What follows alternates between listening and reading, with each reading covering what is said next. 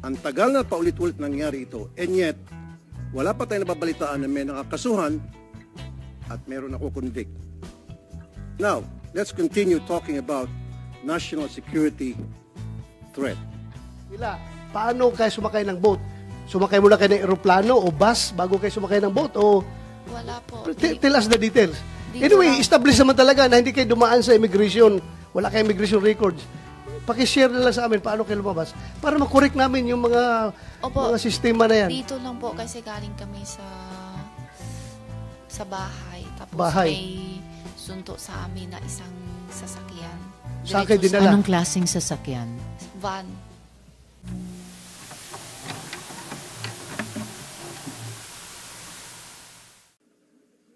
Ang tagal na paulit-ulit nangyari ito, and yet, wala pa tayong nababalitaan na may nakakasuhan at meron nakukonvict. Now, let's continue talking about national security threat. Nitong March 20, 2024, this year, during a Blue Ribbon Committee hearing, I sounded the alarm. I sounded off the alarm na isang national security issue na dapat tutukan natin ay itong ating mga airport. Dahil wala tayong tinatawag na General Aviation Terminal o yung terminal na nagpo-process ng mga pasahero na sakay, palabas o parating ng ating mga airport, sakay ng chartered planes. Kasi nga po, unlike sa mga passengers sa commercial planes, itong mga VIP passengers sa mga chartered plane, hindi po dumadaan ito sa frisking, sa x-ray, nothing. Mula sa kanilang SUV, papasok ng gate ng NAIA, and then, diretso na agad sa aeroplano. Very convenient. Walang kapkapan, walang x-ray, kung ano-anong. I'm sorry, that was February 2020 nga pala, not March. And then, walang kapkapan. So, pwede silang magpuslit ng mga kontrabando. At pwede silang tumakas. Fugitives can easily skip out of the country unnoticed. Maybe that's what Alice Go did. An example is the Dargani siblings na muntik na rin sana makapuslit sa Davao Airport, papuntang Malaysia, through a chartered plane. Had it not been for the Immigration and OSAHA, the Office of the Senate Sergeant at Arms, napakaraming mga bagay na dapat ginagawa ng otoridad long time ago. Pero ngayon lang tayo nag-iingay dahil si Alice Go ay isang high-profile, prominent personality. Dapat noon pa kumikilos natin mga otoridad, the NBI, the PNP, the Immigration, file left and right cases. Sana meron namang nakulong. Pero bakit wala? Paulit-ulit na lang tayo at wala pa rin nakakasuhan. Siguro, I want to hear from the NBI, particularly, mamaya, ilan na po ba ang inyong nakasuhan at napakonvict sa korte na mga miyembro ng sindikato sa Local Civil Register's Office, miyembro ng sindikato sa PSA. Maraming salamat, Madam Chair. Salamat, Sen. Chair Rafi. Now, I give the floor to Sen. Sherwin for his opening statement. You have the floor. Thank you, Madam Chairman. Madam Chairman, napakalaking kahiyan to para sa ating bansa na nakatakas si Guo Huaping, aka Alice Guo, na wala pong nakakaalam until binigay niyo po sa inyong privilege speech na wala na pala siya dito sa ating bansa. Kahiyan to para sa atin dahil hindi lang naman po sarili natin mga kababayan ang sumusubaybay sa kanya, kundi buong mundo nagkaroon po ng interes dahil po sa kanyang buhay at dahil na po sa laki ng transaksyon na pumapasok po sa ating bansa na hindi po nalalaman ng ating pamalaan. Yung last appearance niya po sa Senado ay May 22, 2024 at yun na po yung huling nakita ho natin siya dito, physical. Pagtapos na ho nun, nalaman ho natin na 3 bansa na pala ang kanyang naikutan. No? Sa Indonesia, sa Malaysia, sa Singapore, at sa bumalik sa Indonesia nang hindi ho natin nalalaman. Kaya marami po ang nadismaya na kababayan natin dahil kung ikaw ay may kakayahan at may pera, kaya mong tumakas sa kamay ng batas. Kaya yung mga katanungan po ng ating mga kasamahan na paano nangyari to at nasaan na ngayon si Guo Huaping. Ang ating mga ehensya, meron ho silang mga sariling budget sa intelligence funds. Itong intelligence at confidential funds ay dapat ginagamit po para malaman ho natin yung galaw ng mga kriminal at galaw ng mga taong may sala po sa ating pamalaan. Sa Bureau of Immigration, meron 20 million na intelligence fund. Sa NBI, meron 175 million na intelligence fund. Sa PNP, meron 906 million na intelligence fund.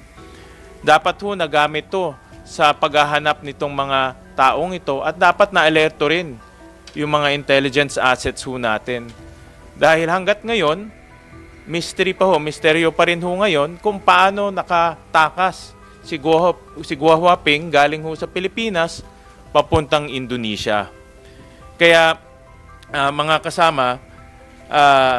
kasamahan ho natin, importante po na marinig ho natin mismo sa ating mga ahensya kung paano nga ho nakatakas si Guo Huaping palabas ng Pilipinas at kung paano kung bakit hindi nakita ng ating mga ahensya yung kanyang paggalaw.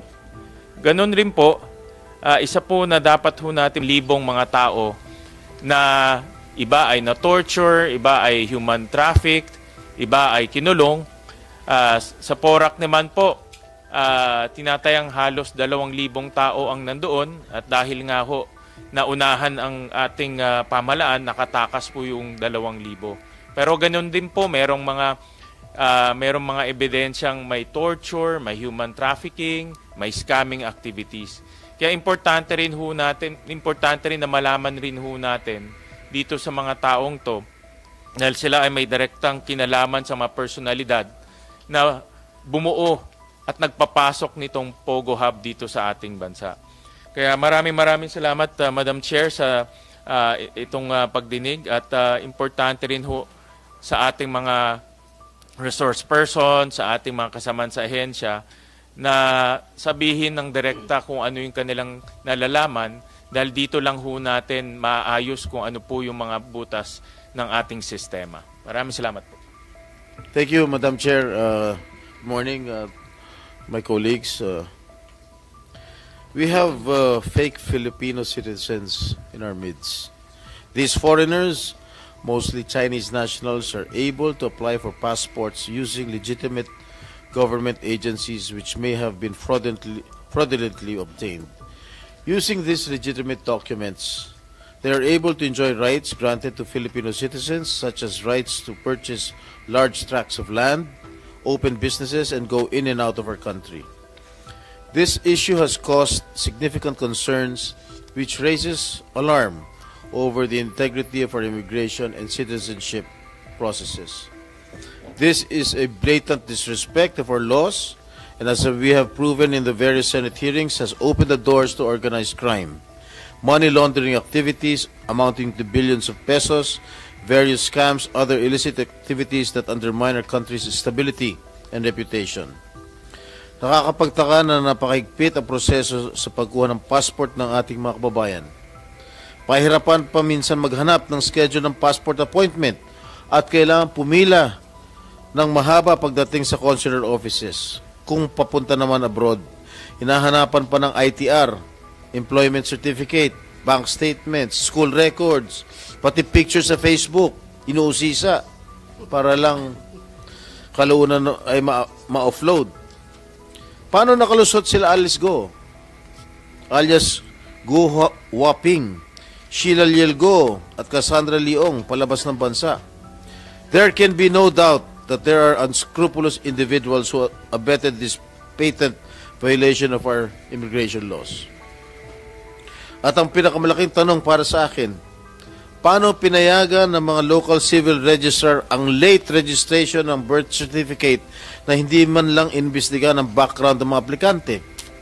And based on the previous hearings of different committees of this chamber, we have seen how foreigners were able to skirt strict regulations with regard to obtaining official government documents such as birth certificates and passports.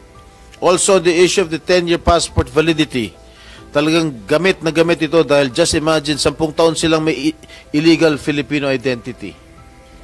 Furthermore, who didn't the Bureau of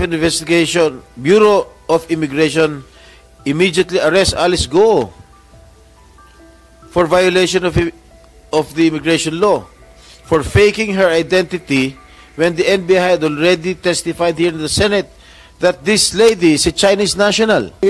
Paano kayo sumakay ng boat? Sumakay muna kayo ng eroplano o bus bago kayo sumakay ng boat? O Wala po. tell us the details. Dito Anyway, lang. establish naman talaga na hindi kayo dumaan sa immigration. Wala kayong immigration records. Pakishare na lang sa amin paano kayo lumabas para makorek namin yung mga Opo. mga sistema na yan. Dito lang po kasi galing kami sa bahay. Tapos Bahay. may sunto sa amin na isang sasakyan. Saan kayo Diretso dinala? Anong klaseng sasakyan? Van. Van. And then, saan nga kayo dinala? Hindi ko alam kung sa yung lugar. Siguro biyahe kami ng ilan oras. Hindi ko Mga ilang masabi. oras? Hindi ko matantaas yung matagal din. Araw kayong umalis, then gabi kayo dumating doon? Or araw kayong umalis, araw din dumating? Halos tapos ng dinner. Pero umalis kayo ng Manila, araw pa? Gabi. Gabi rin. So, umalis kayo ng gabi, and then dumating kayo doon. Hating gabi. So, isang buong araw kayo bumiyahe? Hindi po. Hindi siya isang buo araw. Kung siguro outer dinner, 7:08. Tapos ang lating namin hating gabi na po. So mga 5 hours by van. Tapos anong... Hindi ko sure kung tama pa kasi hindi ko maano sa oras po. Madam Chair? Tapos, just one more follow-up and then before SP Pro Tem. Anong klaseng boat yung sabi niyong boat na sinakyan niyo? Yung maliit na puti. Maliit na puti. SP Pro Tem? Sino yung driver na sumundo sa'yo? Hindi ko kilala. Pati plate number na sasakyan, di mo alam. Hindi po. Ilan kayo ron sa van? Po, Ilan Ilan daw kayo van? sa van? 3 po. 3. Sino-sino? Kaming 3. Sino? Sinong tatlo? Si Alice tsaka si Wesley po. That, sabay pala kayo ni Alice, lumayas. Sabay kayo ni Alice, lumayas dito sa Pilipinas. Opo. Oh. At O, yun na. yung pagbiyahe nyo ni na Alice para umalis sa Pilipinas na bumiyahe kayo mga 5 oras, dumating ba kayo sa Pangasinan? Hindi po. Alam ko Pangasinan hindi. Hindi Pangasinan ang inabot nyo. Kasi siya Manila, tapos nampas pa eh. Hindi ko alam yung lugar. Lagpas kasi pa hindi ako ng kabisado. Pangasinan. Maybe Bataan? Hindi po. Papunta Manila po. Madam Sir, ilang oras kayo sa barko? Yung biyahe niyong barko? Diretso kayo Malaysia? From Hindi po. Pilipinas? Saan? May palit. Ha? May palit yung mas malaki pa. Ilang oras kayo nung maliit na barko bago kayo lumipat sa malaking barko? Matagal din. Ilang oras Ilang nga? oras nga? Siguro hating gabi kaming sakay tapos halos umaga na. Umaga na. Tapos yung malaking barko, Pero hindi pa masyadong kita yung... yung malaking barko ano siya? Pasaheroan, cargo ship, o fishing ship, or Yate. i-describe mo, Hindi ko alam yate. kung ano Yung luxurious yacht. Ano siya? Yung malaking barko. Fishing ship ata, hindi ko alam kasi hindi So, ako malulung. fishing ship, dahil may nakita kayong mga lambat at mga isda, Yung lake na panghuli na fish. may net na panghuli ng fish. Tapos yun na, dumating na kayo ng Malaysia through that boat. Na Opo. malaki. Malaysia kayo dumating o sasakay pa Indonesia? ulit. May sasakay pa ulit. Ha? May palit pa isang ulit. Palit pa uli ng isang barko. Anong description ng isang barko na Yung pinalit? maliit naman na palang kulay Tapos, blue or green. yun na, diretso na kayo Malaysia. Opo. Miss Sheila at mga kasama, gusto ko lang i-reiterate yung order of questioning natin dito sa ating hearing. Siguradong babalikan namin ang pagtatanong sa inyo, Ms. Sheila. Gusto ko lang i-reiterate yung order of questioning pagkatapos ng chair ng subcommittee. In order of arrival, si Sen Sherwin, si Chair Coco, Chair Rafi, Sen Doroy, SP Pro Temp Jinggoy, at Sen Joel. Sorry, Madam Chair, nauna ako ha. Okay, it's okay, Sen I Doroy. jumped the gun.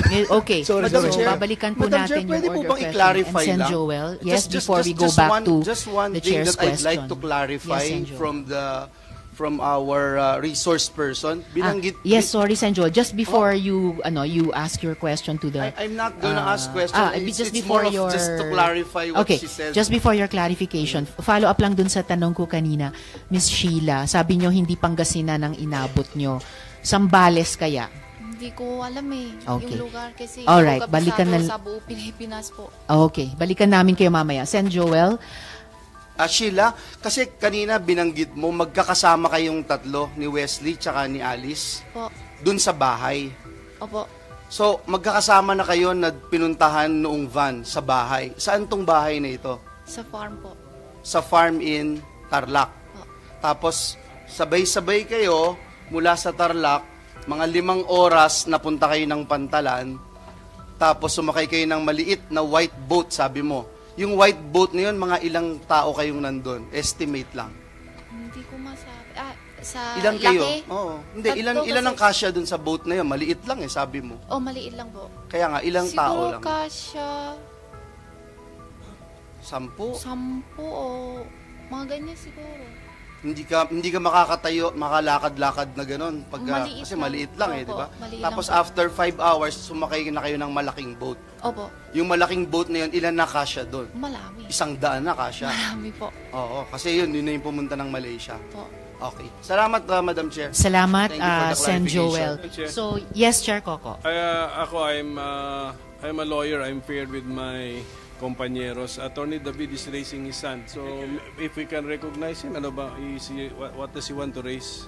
Yes, Chair. I was about to recognize Attorney David na nagsasalita dito dahil isa rin silang resource person. Correct, Briefly, please, and then Salamat po. babalikan po ng Chair Thank you, yung Your order Honor. of questioning. Your Attorney Honor, David. please considering that the resource person is already subjected for inquest before the National Bureau of Investigation, DOJ, in this interest of fairness, Your Honor, because she is waiving her right against self-incrimination, I was discussing this with her earlier, but in fairness, may we at least request for an executive session as to the manner and how she left the country?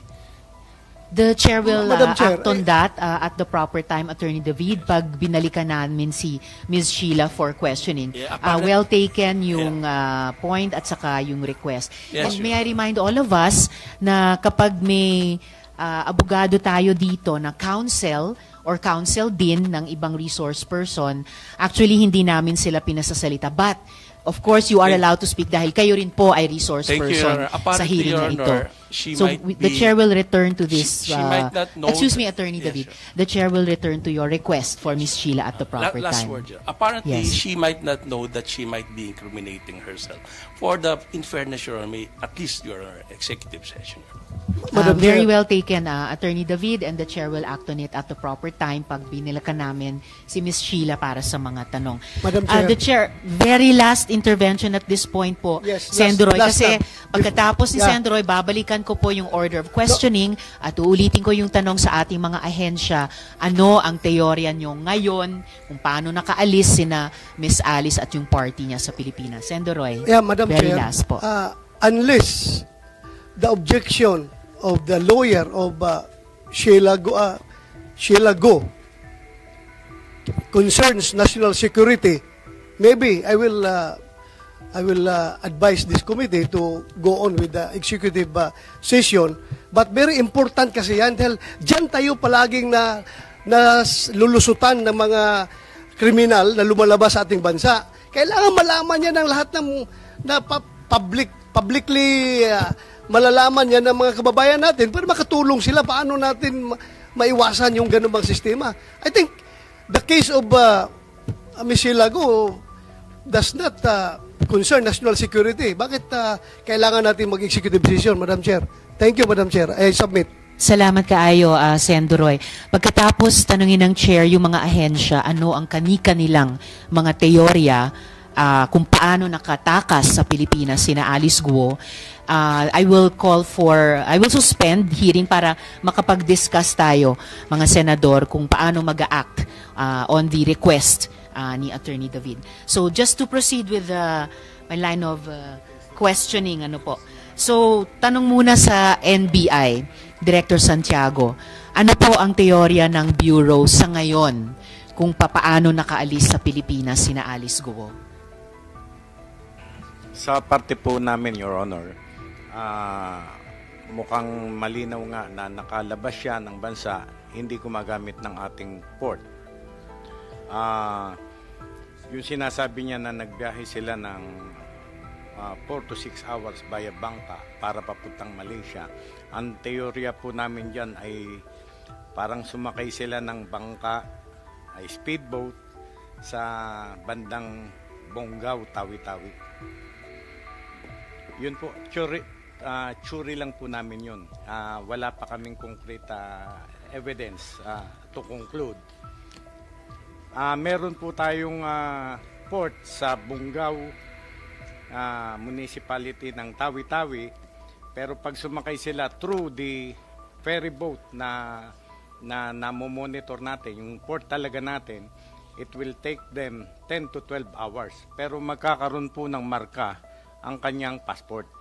Pero dahil po walang marka ang kanyang passport nang labas niya sa Pilipinas, ay ang tsuri po namin ay gumamit nga ng backdoor. Nagbiyahe sila ng 4 to 6 hours via bangka, speedboat from Bonggao to Sabah. Yun po ang pinakamalapit sa Sabah. Opo. Salamat, Director Santiago. Director Casio, sang-ayon ba ang PAOK? Ganyan ba ang teorya nyo na nakatakas sina Alice Guo sa Pilipinas via a backdoor 4 to 6 hours by bangka mula Bonggao hanggang Sabah? Ganon din ba ang tingin ninyo? Teorya ninyo? In all fairness, Madam Chair, the last report that we had that we were able to validate in relation to a sighting of Mayor Guo was last July 14. And it was in a private resort in the western tip of the Philippines. So saan pong western tip yon? That would be Zambales, Madam Chair. Zambales, all right. Okay. So that was July 14, Madam Chair. But if she left Denpasar for Myanmar, for Malaysia on July 17, then arrived in Malaysia on July 18, then there would be a 3-day window period that we in PAO could not possibly account for. Pero backtrack po tayo ng konti. Yung dinescribe po ni Director Santiago ng NBI, sa tingin nyo, ganun ba yung naging ruta ni na Alice Guo patakas sa Pilipinas from Bonggao to Sabah? Madam Chair, we have no evidence either way. So because as stated, our last positive sighting of her was July 14 in Zambales. Salamat, Director Casio. Before I go on to USEC T for DOJ, Sen. Rafi, briefly please. Okay, kanina pa natin nababanggit yung backdoor kung saan dyan tumatakas yung mga fugitives dito. Sa Coast Guard, identified niyo ba itong mga vulnerable na mga seaports natin na ginagamit usually para makatakas ng bansa? Kasi paulit-ulit natin binabanggit, nakatakas yan through the backdoor, paulit-ulit. Pero ano yung mga backdoors na yon? Saan yon? So dapat by now, it should have been identified. Meron tayong mga intelligence funds sa immigration, sa Coast Guard, sa PNP. So dapat identified na yun at naghigpit tayo doon sa mga seaports na yun kung saan may mga illegal activities. But we are not doing it. And the big question is why. Thank you, Madam Chair. Salamat, Chair Rafi. Coast Guard Vice Admiral Punsalan, briefly please, ano-ano yung mga backdoors na iyan na tinatawag natin bago ko balikan ang DOJ?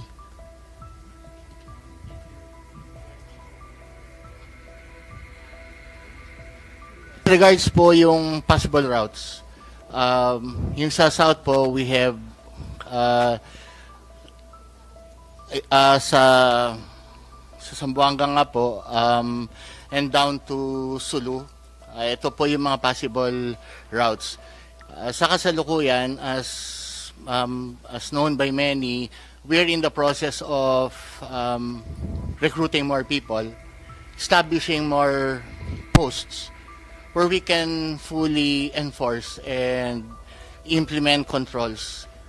In addition to our basic mandates, in support to the mandates of other agencies like immigration. At makasingit, excuse me. Yes, Di ba lahat ng mga seacraft na umaalis sa Pantalan, ini-inspect dapat yan ng Coast Guard? Am I right? Yes, sir. That's true. So paano nakalusot mga to?